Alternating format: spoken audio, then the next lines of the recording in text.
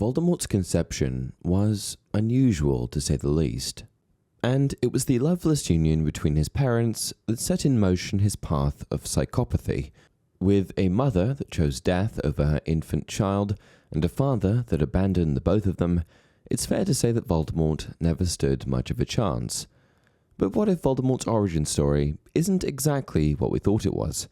What if Merope Gaunt, accused of giving Voldemort's father, Tom Riddle Sr., a love potion, never did anything of the sort? What if Tom Riddle Sr. lied? Today we're going to be discussing all of that and more as we unpack Voldemort's origin story, uncovering some unknown truths about the early life of the most notorious dark wizard in history.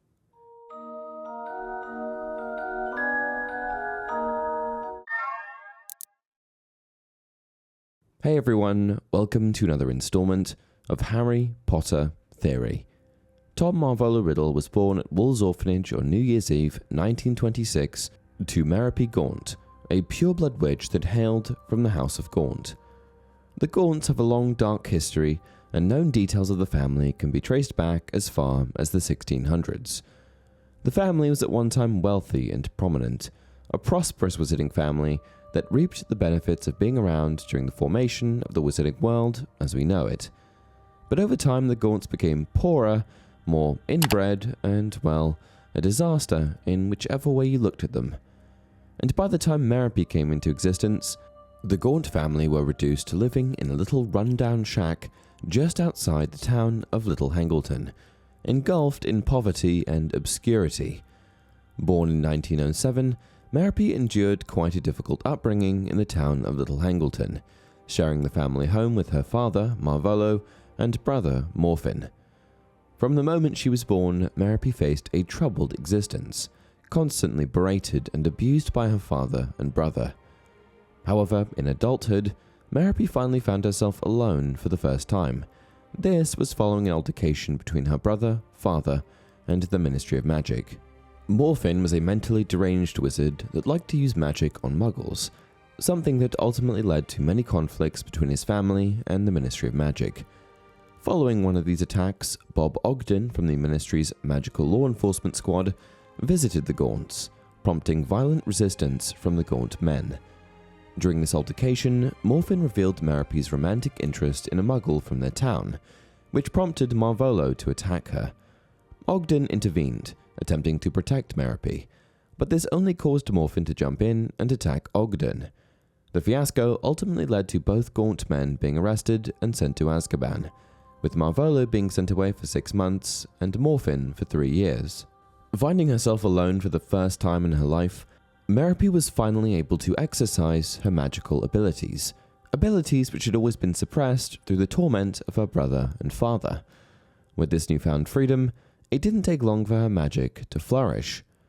However, these newfound magical abilities eventually manifested in the form of a love potion, also known as Amortentia. Amortentia is the most powerful love potion in the world. It is distinctive for its mother-of-pearl sheen, and steam rises from the potion in spirals. Amortentia smells different to each person, according to what attracts them. Amortentia is considered by some to be the most dangerous potion in the Harry Potter universe, as it doesn't even induce actual love, just a semblance of love that is derived from strong obsession. This potion can truly make people do some very uncharacteristically strange things. And what did Merope do with this love potion? Why, use it on the wealthy, handsome muggle Tom Riddle Sr., of course. It's unknown how exactly Merope gave Riddle the love potion, as their lives weren't particularly intertwined, but we do know that he fell under its spell, quickly becoming infatuated with Merope. Fast forward just a few months later, and the two were married, with Merope pregnant with their child, Tom Marvolo Riddle, the same child that would later go on to become Lord Voldemort. But this love affair didn't last long, as a little less than a year after that, the effects of the spell no longer seemed to be influencing Tom. He began to fall out of love. It's unclear why this may have happened, but there are a few prevailing theories. The first is that Merope perpetuated her brainwashing of Tom via the Imperius Curse, and that she eventually stopped because she was curious as to whether he may have genuinely fallen in love with her. The second is that the effects of the love potion simply wore off. However, regardless of what may have happened, the day came where Tom was no longer bewitched, and it didn't take long for him to abandon his wife and son, promptly heading back to the town of Little Hangleton. After Tom fled, Merope succumbed to a profound depression and completely ceased practicing magic. And on New Year's Eve in 1926, she went to an orphanage and gave birth to her son, Tom Marvolo Riddle. Tom for the boy's father, and Marvolo for Merope's father. Tragically, Merope died shortly after Riddle was born, the result of a broken heart. Abandoned by the men she loved and suffering complications from childbirth, paired with starvation and/or hypothermia, Merope no longer had any desire to live, and made no attempts to utilize magic to save her own life. Merope refused to raise her wand, even to save her own life. She wouldn't even stay alive for her son. Dumbledore raised his eyebrows. "Could you possibly be feeling sorry for Lord Voldemort?" "No," said Harry quickly. "But she had a choice, didn't she? Not like my mother." "Your mother had a choice too," said Dumbledore gently. "Yes, Merope Riddle chose death in spite of a son who needed her, but do not judge her too harshly, Harry. She was greatly weakened by long suffering, and she never had your mother's courage."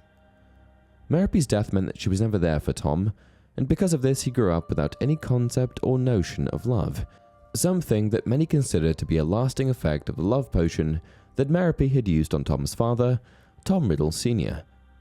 At least, that's the story we've been told.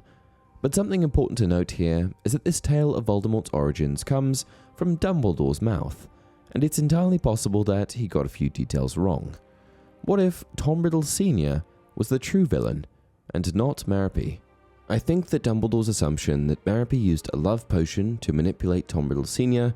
could have been incorrect. And I say this because Merope simply didn't have the skills or resources to produce something like a love potion. She was poor, inbred, magically stunted, and fundamentally lacked the resources, ingredients, skills, and knowledge to create something like a love potion, let alone produce it in the batches that would have been required to keep Tom in a perpetual state of infatuation. She never even went to Hogwarts, so why would we assume that she was proficient at potion making? After all, potion making is one of the most intricate forms of magic, the type of magic that would presumably require some sort of education. Snape says it himself, it's a subtle science and an exact art. And even if Merope somehow possessed knowledge on how to produce love potions, she had numerous other obstacles like her financial situation and her inability to procure the necessary ingredients for said potions. She lived in a run-down hovel on the outskirts of Little Hangleton, and she had no money. How can we expect her to source ingredients like ashwinder eggs, powdered moonstone, and pearl dust, just 3 of the 6 ingredients in a love potion? The idea that Merope could concoct a love potion substantial enough to bewitch Tom Riddle Sr. for extended periods of time seems entirely implausible. Her meager resources, lack of magical prowess, and absence of valuable items for trade, all pointing to the improbable nature of this scenario. Okay, so she probably didn't create a love potion, but even if she had, how are we supposed to believe that Tom Riddle ingested it? All of the love potions we've seen in the books, including Amortentia, the most powerful love potion in existence, are easily smelled and seen by the mother-of-pearl sheen on their surface. It was Dumbledore that speculated that Merope offered Tom Sr. a glass of water to drink. But if that was the case, clearly Riddle Sr. would have noticed that what Merope was offering him wasn't just water. And if this was before they had any sort of relationship, why would Tom Riddle Sr., a handsome and wealthy muggle, accept an odd drink from the impoverished witch that lived in a run-down hut on the outskirts of town? But if Merope didn't give Tom Riddle Sr. a love potion, what did happen? Here's what I think. The tall, dark, and handsome Tom Riddle Sr. lied about his interactions with Merope. Similar to how Voldemort would later become, he was a narcissist, and he made a habit out of using people for what he wanted. In Merope's case, he had no interest in her beyond getting her to bed. Tom may have openly mocked Merope for her poverty, but he wasn't a fool, and he must have, at some point, noticed Merope's interest in him from afar. She likes looking at that muggle, always in the garden when he passes, peering through the hedge at him, isn't she? And last night, hanging out of the window waiting for him to ride home, wasn't she?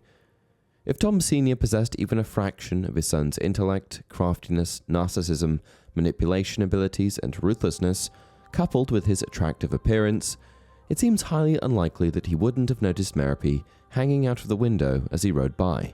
And while Tom Riddle Sr. was thought to be coupled up with a woman by the name of Cecilia, it's possible that he eventually became disinterested in her, instead shifting his attention towards Merope. You see, while his relationship with Cecilia may have been fine, I suspect that Merope's infatuation with Tom would have fueled his ego and eventually led him to her, no matter how much he may have looked down on her. And so one day, driven by a sense of morbid curiosity, Tom Riddle Sr. rode his horse past the Gaunt shack. Knowing that Merope's brother and father were away, he seized his opportunity and, well, you know the rest. From that point, Tom Sr. embarked on a covert relationship with Merope, engaging in regular encounters with her while visiting the Gaunt shack. He conveniently used his horseback riding as a cover for these rendezvous. However, much like his son, Tom Sr. possessed traits of arrogance, vanity, and pride, leading to the belief that he never genuinely cared for or loved Merope. Instead, he exploited her infatuation, knowing she would be unable to refuse his advances. And it was only to maintain Merope's silence and loyalty that he reluctantly agreed to marry her. However, when she fell pregnant, he got much more than he bargained for, and when she revealed the pregnancy, Tom Sr. callously abandoned Merope and their unborn child. Any respectable person would have risen to the occasion, but Tom Riddle Sr., concerned for his reputation and ashamed of his actions, decided instead to point a finger at Merope, claiming that she had bewitched him. His fabricated story, in conjunction with Merope's family's reputation as social pariahs, demonstrated a deliberate attempt to shirk responsibility and escape accountability for his actions. And so, the tall, dark, and handsome Tom Riddle Sr. that lived a life of luxury was not an innocent victim in his entanglement with Merope. He was just a deadbeat dad. Within a few months of their runaway marriage, Tom Riddle reappeared at the manor house in Little Hangleton without his wife. The rumor flew around the neighborhood that he was talking of being hoodwinked and taken in. He left her, never saw her again, and never troubled to discover what became of his son. For so long, Merope has been portrayed as the villain in this story, but if we look at the facts, it actually makes a lot more sense that Tom Riddle Sr. would have been the manipulative one. He had everything going for him, including superior intelligence, and Merope had nothing. To suggest that an inbred, impoverished, uneducated witch was able to take advantage of him in the way the story has always been portrayed seems so unlikely.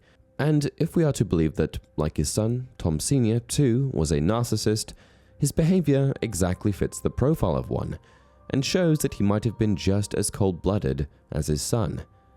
I think that for so long we've given Dumbledore's version of events too much credence, where in reality, Dumbledore did not know as much about Voldemort's backstory as he led on. It's as though everyone, Dumbledore included, was tricked by Tom Sr.'s story, believing him to be the victim and Merope to be the perpetrator. And because Tom Riddle Sr. was a wealthy, intelligent muggle, no one ever even questioned his version of events. After all, why would anyone have ever believed a poor, uneducated social pariah such as Merope? And I think that perhaps Tom Riddle Jr. somehow knew the truth. While he did grow up to be much like his father in so many ways, he must have known deep down, somehow, what his father had done. A truth which only further fueled his hatred for muggles. And so when he became the appropriate age, Voldemort sought his father out and enacted his revenge, finally giving his father what he deserved. You think I was going to use my filthy muggle father's name forever? I, in whose veins runs the blood of Salazar Slytherin himself through my mother's side? I keep the name of a foul, common muggle who abandoned me even before I was born, just because he found out his wife was a witch? No, Harry, I fashioned myself a new name, a name I knew wizards everywhere would one day fear to speak, when I had become the greatest sorcerer in the world. And that's it for this video. What do you think?